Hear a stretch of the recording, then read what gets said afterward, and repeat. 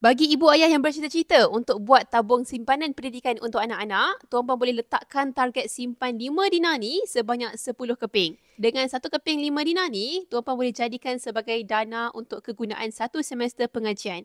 Bermakna 10 keping dah cukup untuk 5 tahun pengajian. 5 dinar ni berat dia 21.25 gram. Emas berketurunan 999.9. Harga dia hari ini sekitar RM10,600. Sebagai permulaan, Tuan Puan boleh daftarkan akaun anak-anak bersama Public Gold tanpa sebarang charge.